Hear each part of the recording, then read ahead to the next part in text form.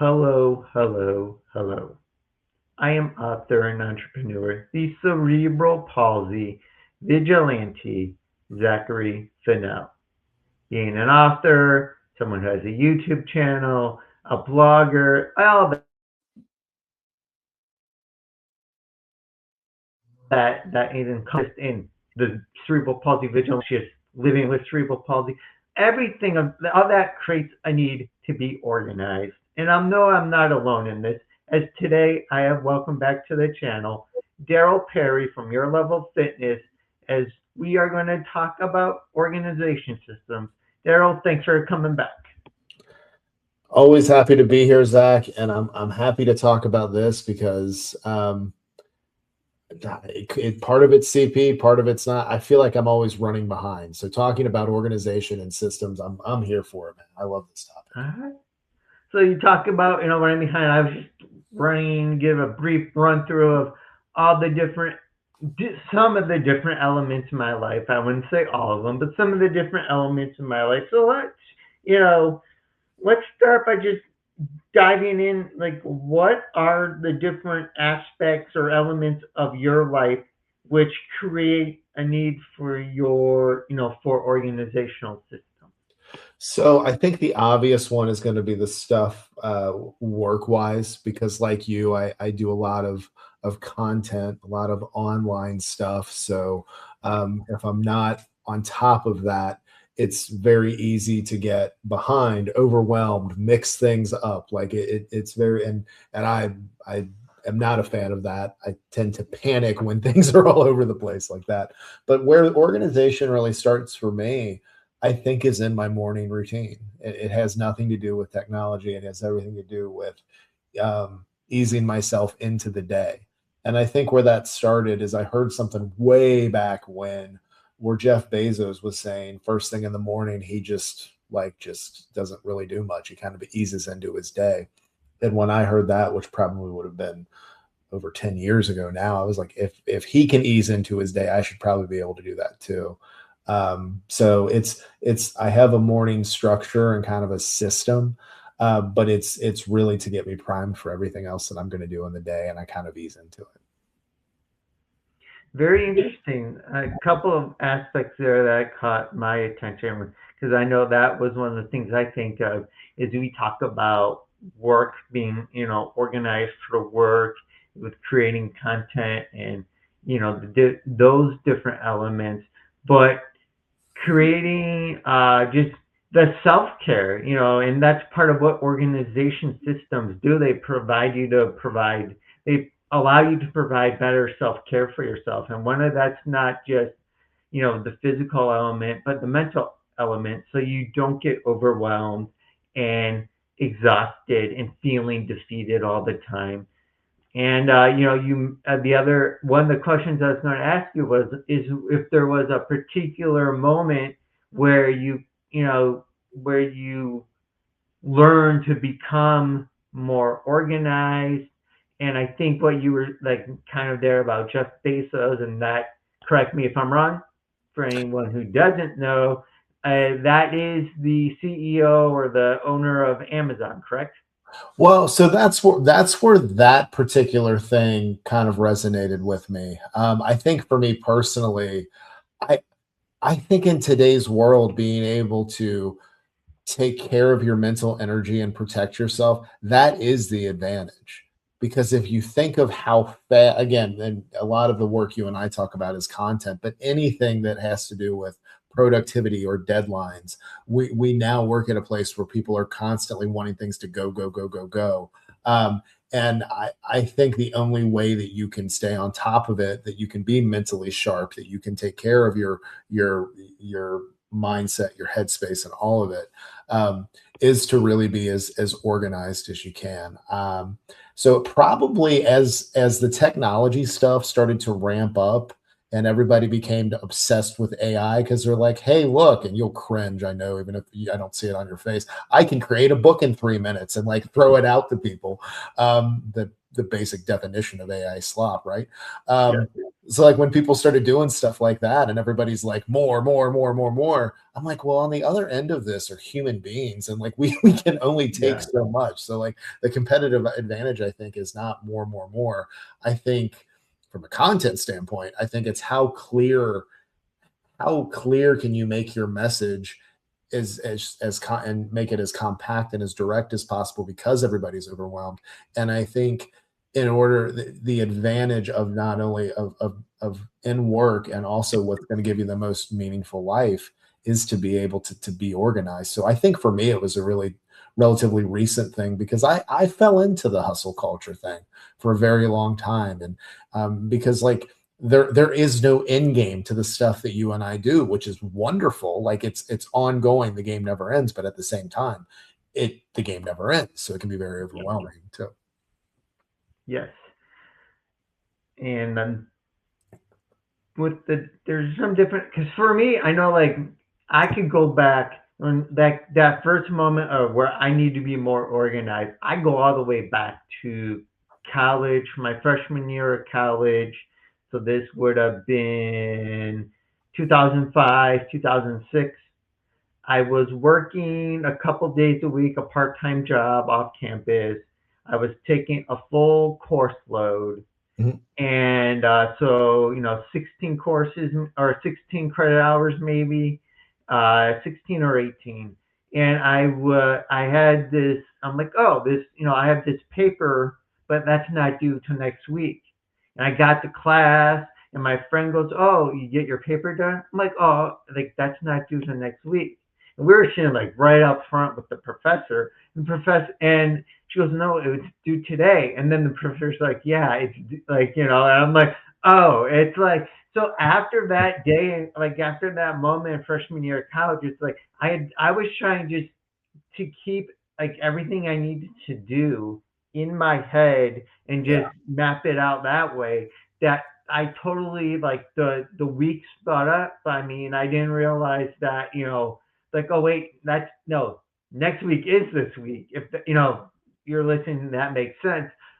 So I ended up like right after class going back to my dorm room, typing out the paper, submitting it, and getting a good grade on it. I was penalized for having it late, but Yeah. that was the moment for me where I was just like, I need to get more organized. And then the rest of my time in college, I would make a week, like I had a journal, and I would put down weekly, make a weekly page, Mhm. Monday, Tuesday, Wednesday, Thursday, Friday. These are my assignments, whether reading assignments, paper assignments. These are the things I have to do for all my classes. And then I would check them off as I go. And that kept me more organized. That kept me from preventing to miss another deadline with, with any of my coursework. And that largely carried over into life once out of college, because as you said, like in creating content, it's always there's always something to do. It's never ending. So it gets to a point where if you're not writing it down and staying on top of it, it it will quickly overwhelm you. I held on to the holding it all into my head for much longer than I would like to admit. What really helped me, and I was like, and I think what I would tell myself is like, oh well, for true creativity, I need to just, like I can off the top of my dome. That's true creativity, and if I can fly by the seam of my pants, it's the best. Like it's fine because it's authentic to me. And then when I had a corporate marketing job, my boss and I will attribute so much of the structure that I have for how I keep things organized with what my boss Kate Schoaf had. She had us use a project management board, Monday.com, which there's a ton of those, but like she was very systematic and linear in her thinking when everything around us was absolute chaos. So like we could be sitting in meetings and like she would pull all this stuff in create projects, assign them, and was very organized with them. And then, me at first, and I'm so embarrassed now that I think about it. Like she and I, she's so linear, and at the time, I'm like, hey, I do this, because it's like when you're doing your own thing, nobody really check, there is no real check. And then it didn't take long for me to be like, okay, I need to, like, I'm definitely the one holding things up here. I need to be more organized. So a lot of, like, when I came to the realization of how important it was to be organized years later, because I ended up like it was so much, uh, uh, my thinking was so much clearer when I didn't have all that stuff held into my head when I was doing these work projects. And then, when we started to be overwhelmed, I'm like, okay, what is it that's going to work best? So what I started, and I think a lot of times people want to try to be real cute and creative and create something from scratch. And it's like, I'm a big believer, if something isn't broke, don't try to fix it. So I started with how she had everything organized, and then gradually, because it's just me, some of the steps that we were doing really weren't necessary, or there was some redundancy and things, so I was able to take it out of the process.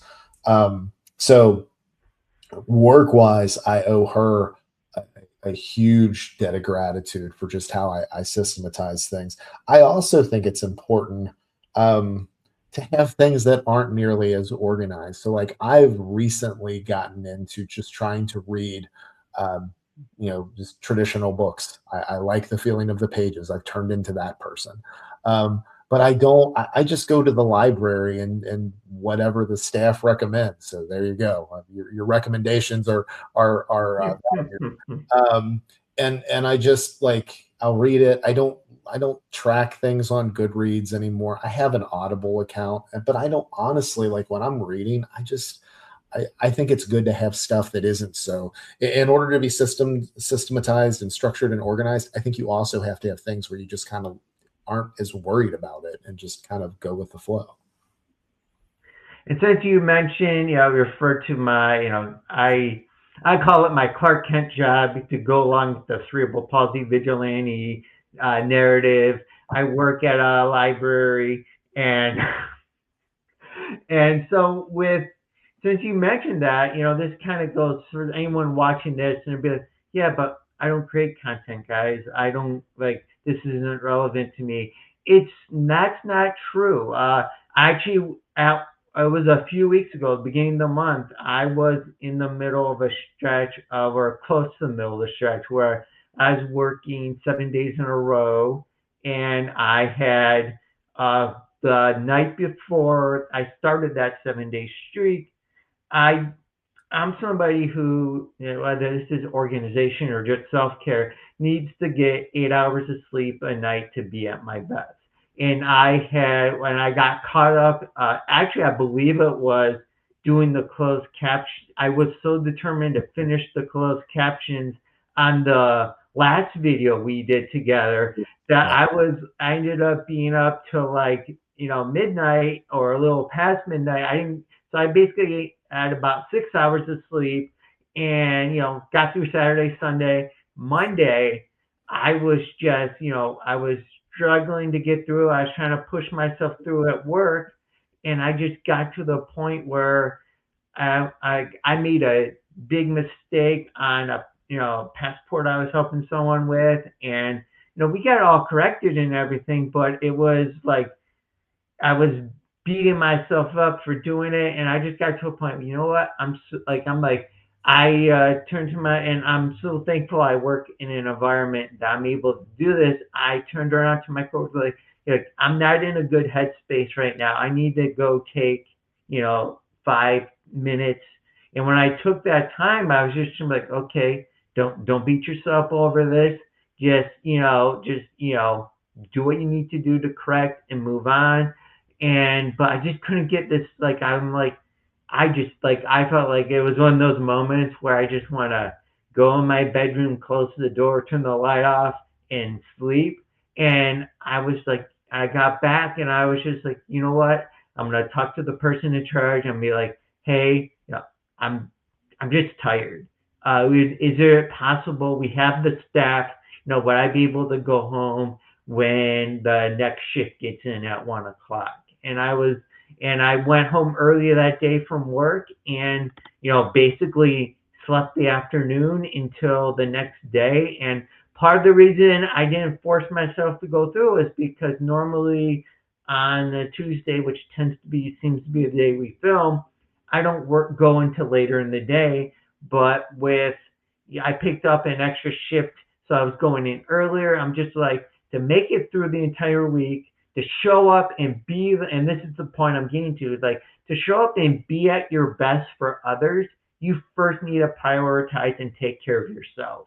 And so it's not just a self starter making content thing. This applies to anyone with a job. Hopefully you have that environment that I have, where you can, if something's not going right, that you can turn to your superior and be like, hey, I need to take the rest of the day off when the next shift comes in, or whatever it may be.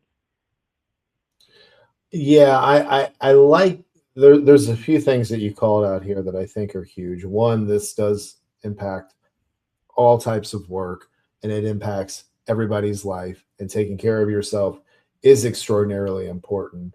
Um, and mistakes will happen.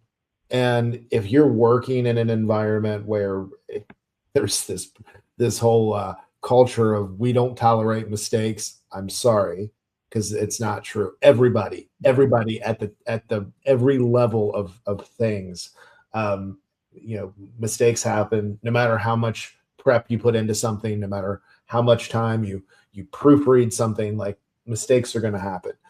If you're creating that environment, shame on you, change it. But like, and what you're saying of like, hey, I just needed a couple of minutes to pull myself together and figure out what it is that I need. That can save you from an entire spiral. Just having the awareness to take a step back and do it. And I struggle with it again, like feeling like I'd been behind for so much of my life. When I make a mistake, it is easy to go down that very self-critical path. I'm better at it now most of the time, but I still catch myself. So no, I think it's a very important thing, and this impacts so many, pretty much every job, but it also impacts everybody's life too. And I want to get back to something you mentioned earlier, about you described your manager as linear. And I wanted to get more of an idea, because I know for me, one of the things that's helped me prevent becoming overwhelmed is being very focused, executing, taking things one step at a time. So the idea of, I'm going to create a post, or I'm going to create a YouTube video, getting back to the creativity that you were kind of talking about earlier too, is it's not just like spontaneous sit down and do it all at once. With a blog post, or a YouTube video, the first thing I really come to think of is, okay, what do I want to talk about? Mhm. Why is this relevant to, why is this relevant to others? Why are they going to care? And, just brainstorm ideas of, this is what I should mention this, or I should mention this, and get that rough outline. And from that rough outline, you go into, if it's a YouTube video and it's like just me, a talking head video where I'm just talking to the camera, I'll write out a script for me to then, read back in my, one-off videos. Obviously, these videos, and I think our audience can tell when we're discussing this, is us having a genuine discussion. There are no scripts here. But with my regular one-on-one videos, that's what I'm doing. Or with my blog posts, it's okay, get this, and then I will create, like, I will get an outline of what I want to discuss. Then I'll get an idea of, what do I want the keyword to be, that to put as the focus keyword of the blog post. And then knowing that I have that, I create the title for it, or like the title in for what the blog post is going to be. Then I create the featured image, and I just take it these one steps at a time, and then I spend whatever time it takes to write out the post, and then you like give it a day, come back, and then you go through and edit the post, and then it's taking what I do all this in Word, and then taking that and copying and pasting it over into my website, and going back through, reading through, making sure that in the copying and pasting nothing went wonky. So it's just when you look at it as one step at a time, because otherwise, a habit that I identified that I used to do, and probably am at, vulnerable to do at times, is I call it idea hopping, where I'm like, oh, I'm going to work on this. This is a great idea for a blog post. Oh, I'm going to do this video. And then next thing you know, I have like 3 or 4 projects started, all like making no progress because I keep hopping back and forth between all. And instead, so it's finding that focus and just being like, okay, a marathon mindset of finish what you start. So I started this right now. Outside of this video, I had just published to my channel the latest in my impression series, where I look at if I take the idea of Reed Richards, the stretching man from Fantastic Four, and I ask if Mr. Fantastic Reed Richards had cerebral palsy, how like his association with stretching might be more of a commitment to stretching regularly. And so getting that video up was, and that published as of recording this yesterday or 2 days ago. And so I was focused on that. And then I have a blog post I'm working on that's going to be 31 more life lessons I've learned living with cerebral palsy. That is going to be based on social media posts I made last year throughout March Cerebral Palsy Developmental Disabilities Awareness Month, where I just talked about life lessons I've learned. And, I did 31 more because I did this previously, and someone's like, oh, I want more of this. And so I'm just like, okay, I can do another 31. And last year when I was putting out the social media posts, in my mind, that was the idea of I'm going to take this and I'm going to translate it all, put it all together into another blog post for next year. And so, talking about feeling behind, I ideally want to have that done and ready to post when March started. But instead, I got kind of like this other, blog post I was working on, this other video I was working on. I made sure I got those done first. And I'm like, okay, I still have 2 weeks in March. I'll be able to get this post up and everything, because now this becomes the focus. And I think this kind of gets into my next question about kind of like what tools you use to stay organized. So from a mindset standpoint, for me, a lot of it is one step at a time, not trying to do too much at once, and staying focused. If you start something, make sure you finish that and then move on to the next thing. But I mean, there are also, tools and, when you're scheduling, whether it's our discussions or the other podcast you host and you're talking to other people, you use a particular calendar app to help, run that schedule. So what are some of the tools you use to stay organized? Well, so first, I think one of the most important things is kind of piggyback off what you said, is having an approach where you're not trying to multitask. So try to do one thing. And for me, it is as simple as I will go into the project management board that I have if I'm working on something, and I will visually move my cursor from whatever the project was and I may not be done with it, but the thing that I was just working on to the other project, to another project. So for me, that's like a mental stop of like sometimes if I want to put an update in there, so when I come back, I've already organized my thoughts. That makes sense.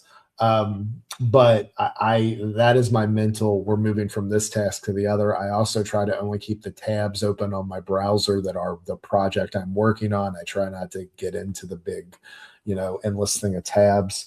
From softwares and structures, I use the calendar app. I really have my emails organized because a lot of the stuff that I call out in content is for people to email me. So if you've emailed me, I have labeled you either like where that's from or, so like when something comes in, if I see an email, I've got that little tab to let me know, okay, is this something that I should just read? Is this something that I'm going to have to respond to? And then I'm also like, if something is really quick, just a quick thing to do, I try to take care of it. You mentioned the calendar app. What annoys me about the calendar app is these particular links for the software we use to record the videos. I It doesn't automatically populate. So I have to go in and update those links. And I try to do that because otherwise I try to do it fast, but then I saw um I ended up updating the link to our call here today before the call because something changed in the software, but that's a whole nother thing. Um, I use I use a journaling app that I just put my thoughts and ideas down in. Um, I do think I mentioned the project management board. And I do think at some point on the conversation, like you do have to talk about AI. I was very fascinated when AI became a thing. I thought most writers and most creatives, I was like, the skill of writing and like it's going to be real hard for people to want to adapt to this because for so many people it's how they make their living. Is there a way where this stuff is not what we fully rely on? Because I think a lot of what people use AI for does not help their mental capacity.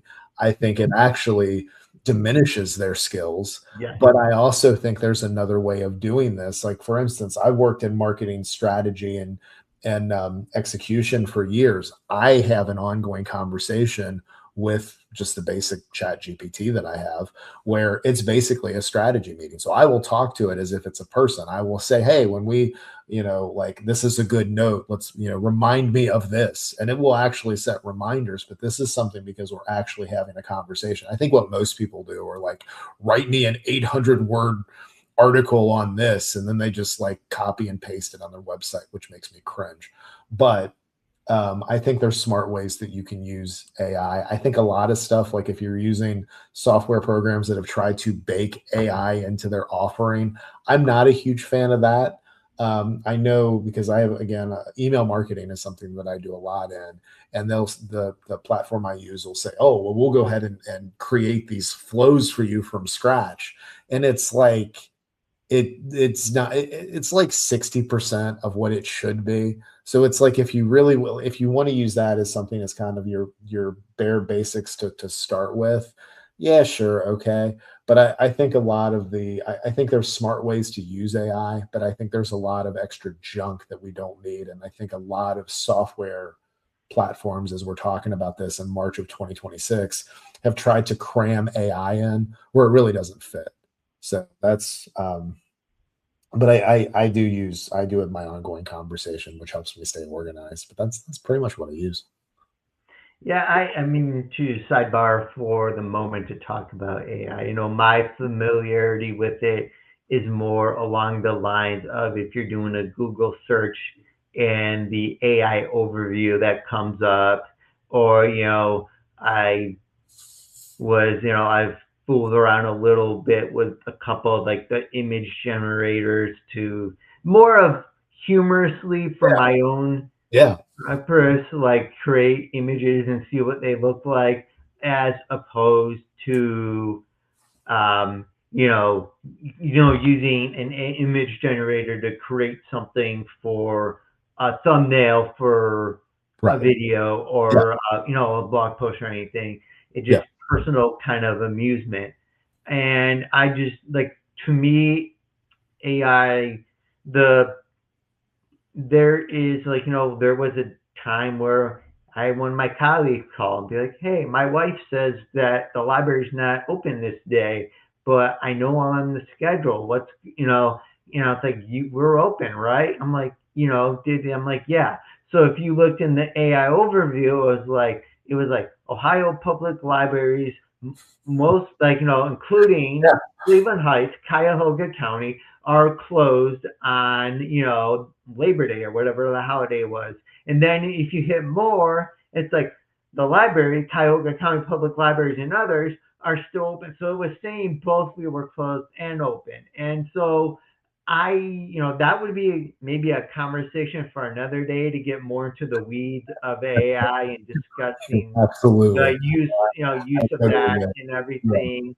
Yeah. But I also stopped kind of generating images as well because I had a coworker be like, "Oh, it's bad for the environment." I looked into like all of the resources it takes for AI to function. So and I also do think the aspect of critical thinking, where Yeah. if you're just doing a Google search and you're looking at the AI overview, it's like, okay, but what's your source? And that aspect of critical thinking. That's why I'm like when you were saying earlier about how it has its negative effects. I was just like, yes, Oh very yeah. enthusiastically. Yeah. It's like if you're just letting the machines think for you, and then also you got to think about where AI is coming from. From my understanding, I could be wrong on this, but a lot of AI is also taking what's already out there and generating from that. And I feel like as someone who's written books, as someone who's published blog posts, it's just or someone who's it just kind of it it it makes murky waters for copyrights, and so that's where I've tended to stay away from AI, but I do like there is some alert to it as there's only so much time in a day, and if it can help you develop, strategy, that's cool. But like I said, it's just very careful about how you go about using AI. So for anybody that doesn't have their video tab open and they're listening to this, I was nodding along with everything that Zach was saying because he's actually 1,000% right. The the source is always an interesting thing. I think they call it AI. I think they say that it hallucinates, and it'll give you wrong information, but it will be very confident about the wrong information that it serves up. The environmental impact, it's yeah, the one thing I will say that pertains to our conversation is one tying into what you're saying about copyright stuff. I Anything that I use AI to assist me with is off of my words and my transcripts. So it's what it's doing is because and I'll read it afterwards. I'll be like, yeah, that makes sense. There's been times where I've been like, that's not what I want. And it's a starting point. But the one thing that I had where because I worked as a copywriter. My first marketing job was at a project. I was a project manager for a very small marketing agency, and I did copywriting and proofreading for traditional marketing assets, postcards, phone scripts for call centers. We're going way back on this. So like I was trained as a copywriter outside of the digital landscape first. And then I did some stuff digitally. And I got years of experience doing this. Well, as I started working on some of the SEO stuff, what I did was I had some stuff that I had written for the website, and I asked the AI to score me on how search is now versus what it was then. And I think out of a 1 to 100, it gave me a 62. So I'm like, okay. I'm like, tell me what has, and this is the type of conversation I have. Tell me what's changed in search and between now and then, and then write something for me that's going to be a little that would be more optimized because that's the name of the game with the content that we come out with. And it gave me something, and I'm reading this and I'm like, oh, based off of how you're explaining because it's not just search engine optimization now, it's like search everywhere optimization. I'm like, this makes a lot more sense. Oh, this is actually very clean and organized. okay, and the source material lines up because you're attributing it to, like me. So like I think there are use cases where it's helpful. I do worry about critical thinking skills. I do worry about the impact on the environment. If I could get true data on that, I would love to see it. I worry about the plagiarizing thing. I think is huge, and I think that's something when people create assets from it. And again, everybody's like, you could also make a case that maybe somebody wants to get into design or wants to get into something else and they don't know the first thing about creating something. So there is something for them saying, hey, this is my idea, create it. Maybe it gets them curious to where they, want to learn how to actually do design. I mean, you can make cases for it, but I mean, I think as what you can see with what you and I are saying, there's a lot of qualifiers in that, and it is a lot of uniform stuff and the way that a lot of people use AI. I mean, people are going to do what they want, but yeah, I think it's, if we were to do an episode titled AI, the downfall of society, I'm sure that video exists. We could talk about that for hours, I'm sure. Yeah,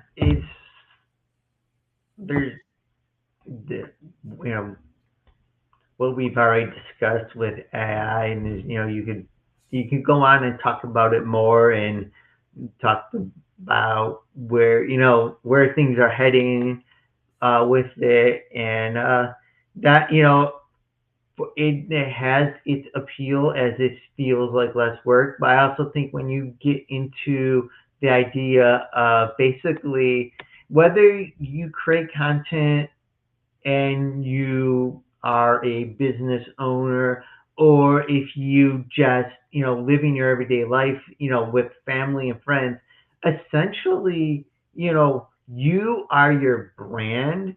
And one of the things, it's like it takes me, like, I'm not going to be producing as much as many YouTube videos or blog posts by as someone who is using AI to generate those posts and then copy and pasting the Mhm. the what the results are. Yeah. But when you're watching my content, when you're reading my blog post, you're getting a genuine person behind it. And that's what I want associated with me as a brand. And whatever and that's, again, goes beyond just creating content. It goes back, think of yourself as a brand with family and friends, and whether coworkers, everyone. Do people, are you trustworthy? Are you reliable? Are people consider you accountable? Like, these are, like, what are other people saying about you, describing you as that? That's part of what your brand is. And I think when even though it's more work, sometimes that's where one of the points that I mentioned a little earlier, but I think it's very important when it comes to organization systems, is prioritizing. And it's like, what is your priority? Just getting out as much junk as possible to have a byline, or is your priority putting out there quality stuff that's genuinely human and people are going to be able to connect with? Is what because I think too, and this will kind of help lead to, as we close, like, in my opinion, if someone asked me for advice on what to do to help become more organized, my whole thing is priorities.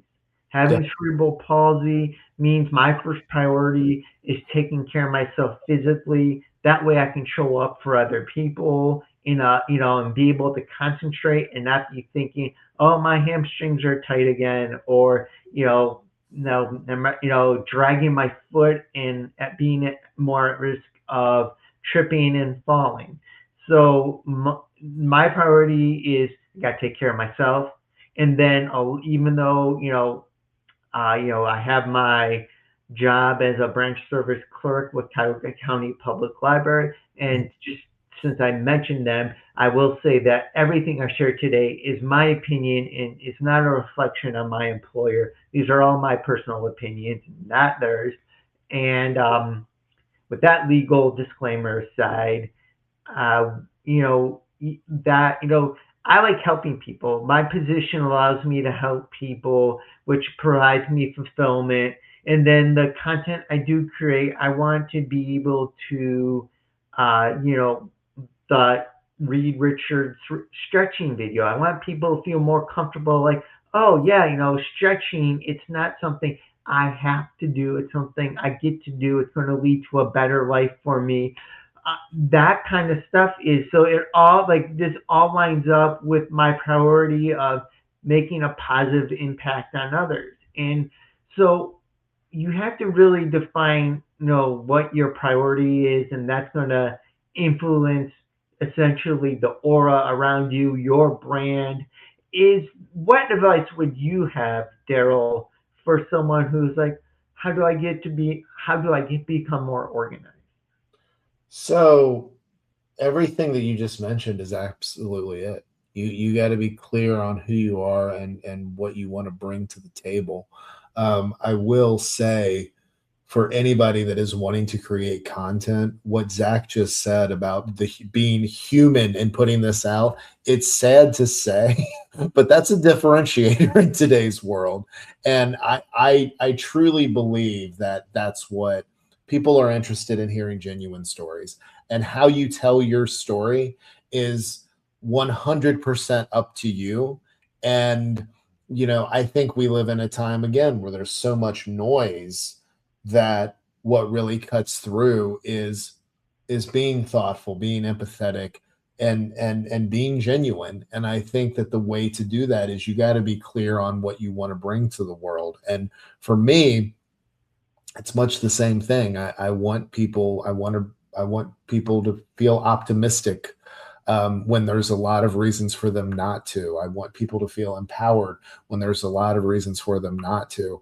I want to use my story and being able to cut through the noise on somebody's social media feed or in their whatever they're listening to, to really encourage them to trust themselves, believe in themselves. You don't have all the answers, but you'll figure it out.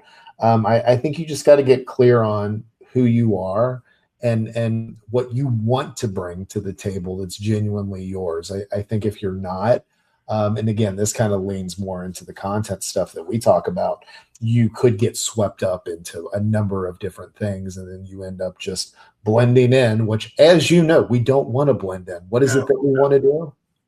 We want to blend out. There we go. That is how we will end that video. Just to emphasize, don't or emphasis. Before I do that, though, if you do have any feedback for us, you can leave them in the comments. Our Instagram handles are on the screen as well. Daryl mentioned he likes getting emails. You can send him an email at Daryl at yourlevelfitness.com, correct? Yep, that's it. Yep. And let us know what are resources you use. What are your opinions on AI? Just let us know what you thought of today's video. Go ahead and also hit the thumbs up icon to show you like today's video, and to echo what we said before. Don't blend in, blend out.